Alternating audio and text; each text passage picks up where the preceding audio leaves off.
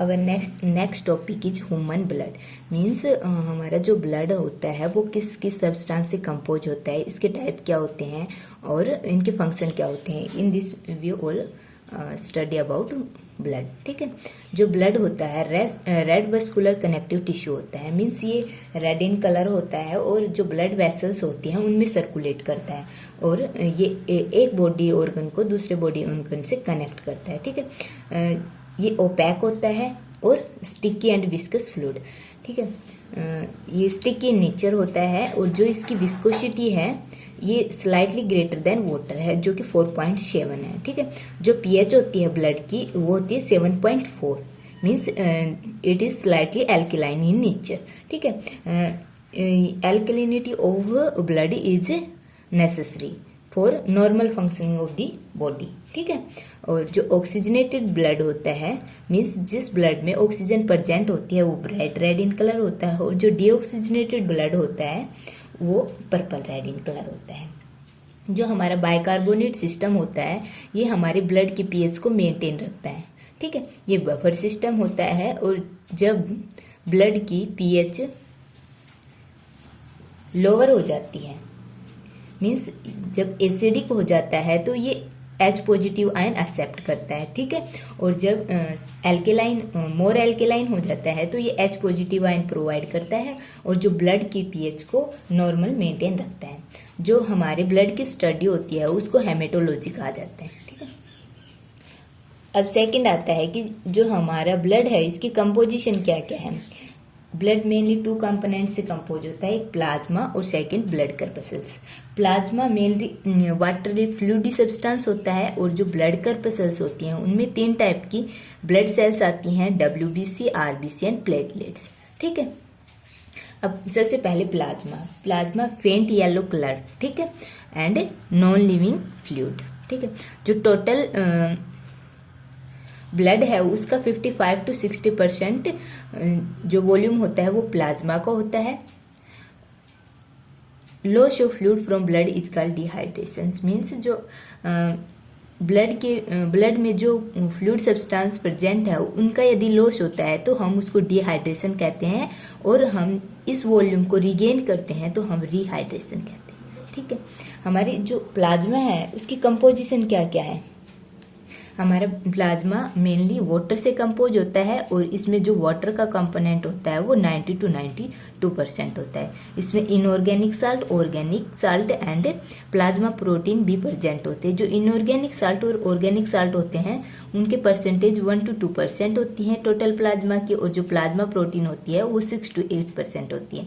ठीक है, inorganic salts में हमारे जो सोडियम, पोटेशियम, मैग्नीशियम और आयरन के क्लोराइड, कार्बोनेट और बाइकार्बोनेट, फॉस्फेट और सल्फेट साल्ट प्रेजेंट होते हैं। ठीक है, ऑर्गेनिक साल्ट में हमारे जो ग्लूकोज, जो हमारे फूड सब्सटेंस होते हैं, glucose, amino acid, fatty acid, triacyl glycerol and vitamin आते हैं। ठीक है, प्लाज्मा प्रोटीन मीन्स कुछ प्रोटीन प्लाज्मा में प्रेजेंट होती हैं। ये होती है एल्ब्यूमिन, ग्लोबुलिन, फिब्रोनोजन, प्रोथ्रोम्बिन।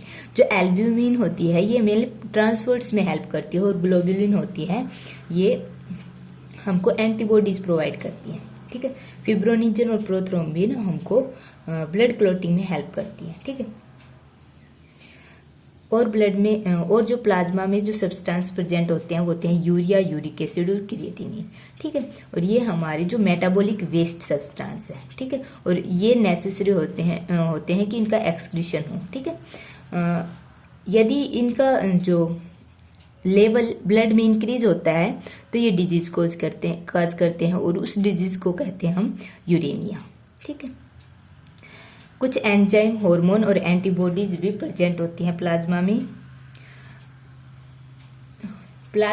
जो ब्लड शुगर लेवल नॉर्मली होता है वो होता है 60 to 100 mg पर 100 ml ऑफ ब्लड। ठीक है, और यूरिया लेवल होता है जो ब्लड में होता है 70 to 30 mg पर 100 ml ऑफ ब्लड।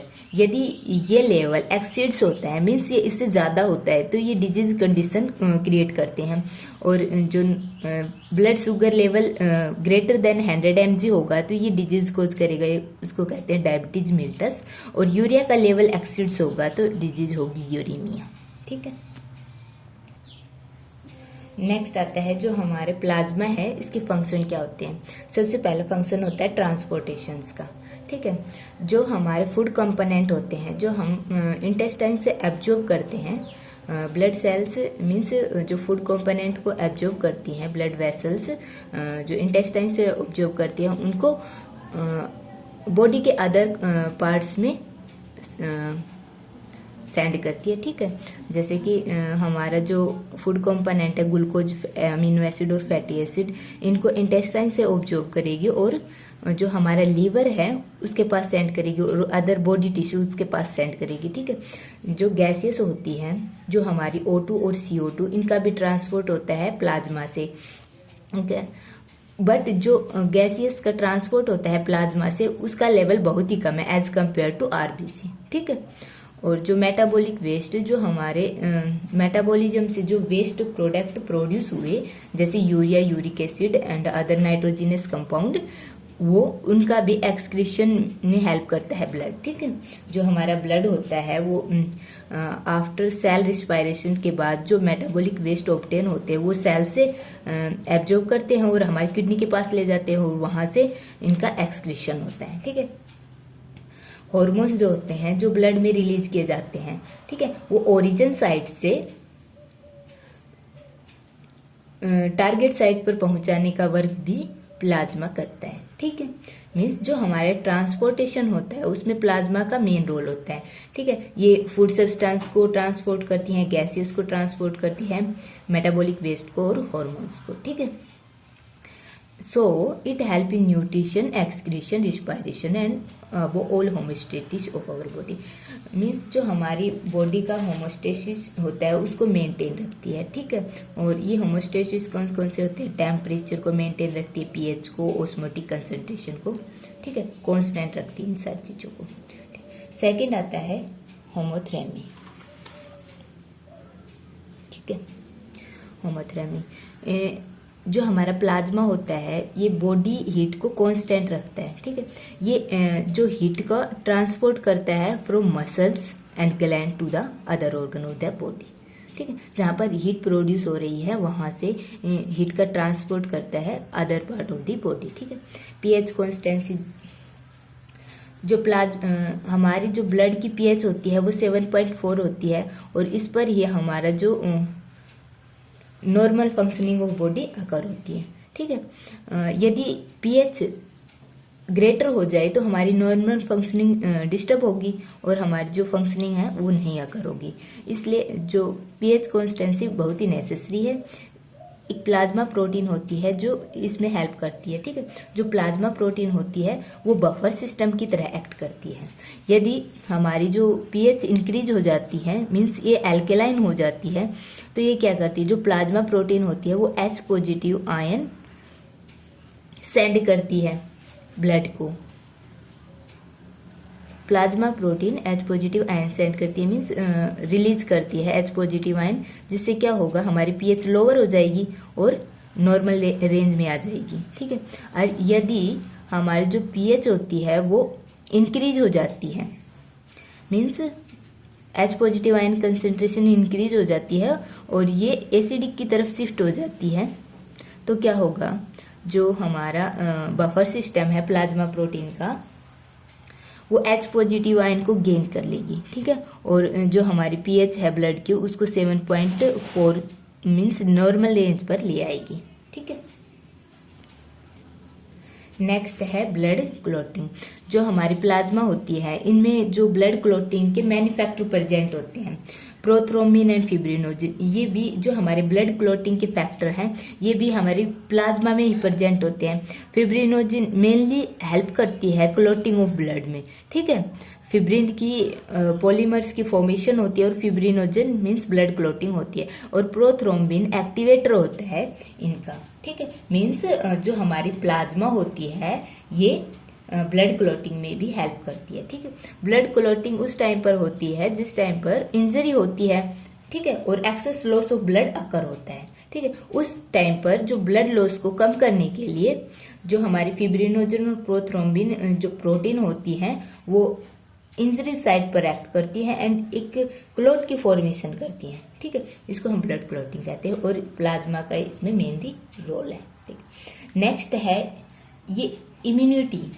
जो प्लाज्मा प्रोटीन होती है इम्यूनिटी प्रोवाइड करती है। ठीक है, जो गामा ग्लोबुलिन होती है वो एंटीबॉडीज होती है। ठीक है, और जो हम एंटीबॉडी होती है ये क्या प्रोवाइड करती है, डिजीज के अगेंस्ट रेजिस्टेंस प्रोवाइड करती है। और हमारी जो ग्लोबुलिन्स होती हैं means gamma globulins IgG, IgM, IgA, ठीक है, जो हमको डिजीज कंडीशन से रेजिस्टेंस प्रोवाइड करती है। ठीक है, नेक्स्ट है ऑस्मोटिक टेंशंस।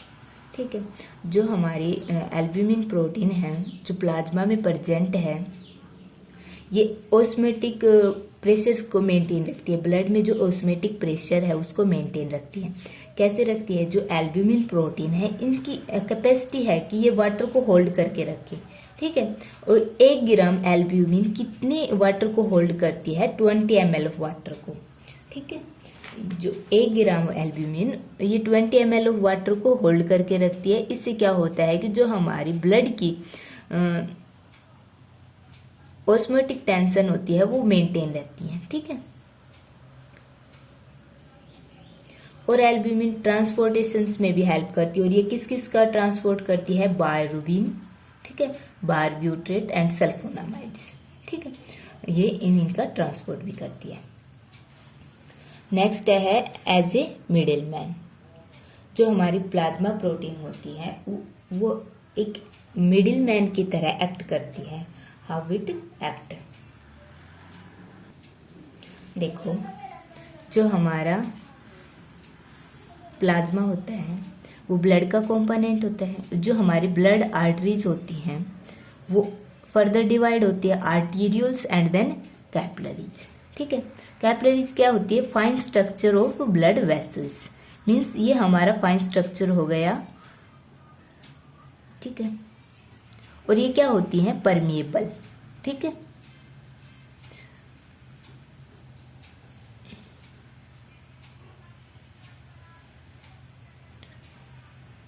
ठीक है, मान लेते हैं ये हमारी है कैपिलरीज। ठीक है, ब्लड प्रेशर एक्ट होगा इन पर। ठीक है, और ये होती है परमिएबल। ठीक है, ब्लड प्रेशर किस डायरेक्शन में लगेगा, इस डायरेक्शन में। ठीक है, आल्सो हेयर मीन्स वाल्स पर ब्लड प्रेशर एक्ट होगा। और ये वाल होती है परमिएबल। तो कुछ सब्सटेंस मीन प्लाज्मा के कुछ सब्सटेंस और WBC यहाँ से रिलीज हो जाते हैं। मीन्स इस परमेबल मेम्ब्रेन से जो हमारा स्पेस प्रेजेंट है इसको बोला गया है इंटरस्टिशनल स्पेस या फ्लूइड टिश्यू स्पेस। ठीक है, इस स्पेस में जो हमारे कुछ प्लाज्मा के कंपोनेंट और कुछ WBC यहाँ पर पहुँच जाते हैं। और ये हो गए इंटरस्टिशनल स्पेस एंड जो फ्लूइड प्रेजेंट होगा उसको बोलेंगे इंटरस्टिशनल फ्लूइड। ठीक है, और ये फ्लूइड किस में हेल्प करता है, ये फ्लूइड जो हमारे टिश्यू होते हैं उनको मॉइस्ट रखता है, मीन्स उनको न्यूट्रिशन प्रोवाइड करता है। ठीक है, और जो मटेरियल का एक्सचेंज होता है इस फ्लूइड के थ्रू ही होता है। ठीक है,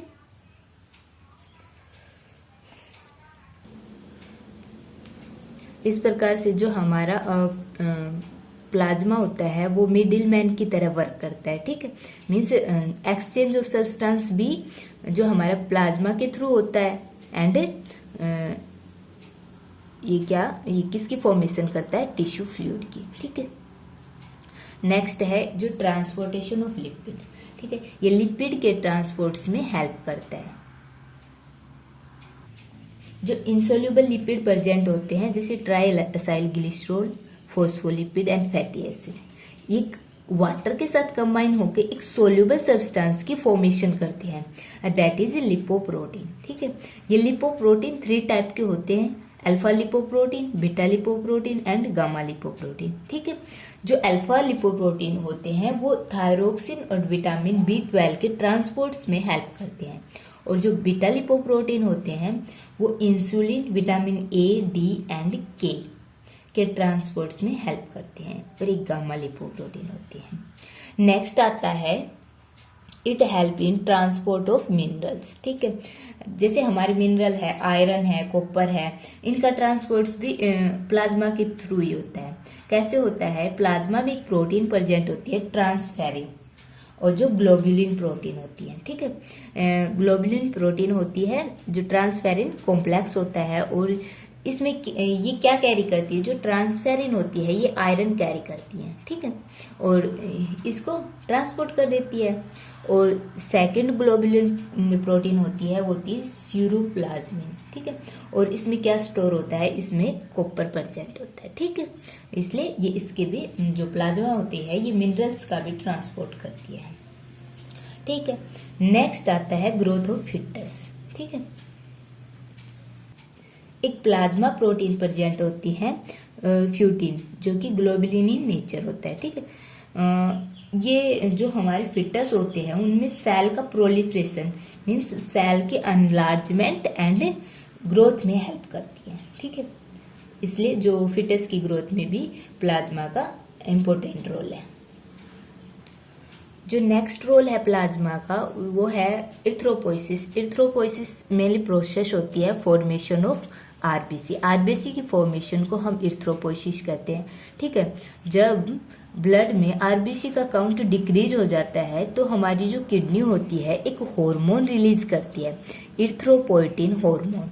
ठीक है, ये इरिथ्रोपोइटिन हार्मोन स्टिमुलेट करता है आरबीसी की फॉर्मेशन का। ठीक है,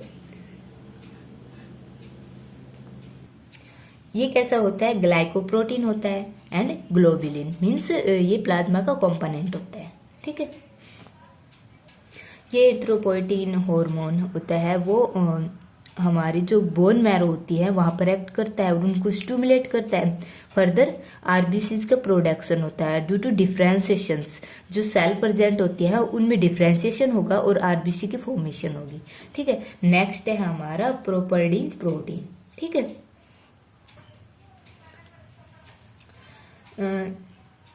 इस प्रोटीन का मेन फंक्शन होता है कि जो हमारे बैक्टीरिया और वायरस जो हमारी बॉडी में एंटर कर जाते हैं उनका डिस्ट्रक्शन। ठीक है, एंड न्यूट्रलाइजेशन। ठीक है, जो बैक्टीरिया और वायरस हमारी बॉडीज में एंटर कर जाते हैं उनका डिस्ट्रक्शन करती है प्रोपर्डिन प्रोटीन, एंड न्यूट्रलाइज जो हमारी होमोस्टेसिस है उसको मेंटेन रखती है। ठीक है, मीन न्यूट्रलाइज करती है। ठीक है, नेक्स्ट टॉपिक आता है हमारा blood corpuscles. Mainly 3 type of blood corpuscle we study. ठीक है, RBC, WBC and platelets. RBC that is erythrocytes and WBC is leucocyte and platelets this help in mainly blood clotting. ठीक है, इसमें blood clotting के factor present होते हैं। ठीक है, अब नेक्स्ट हम ब्लड कर्पसल्स को स्टेप बाय स्टेप स्टडी करेंगे। ठीक है।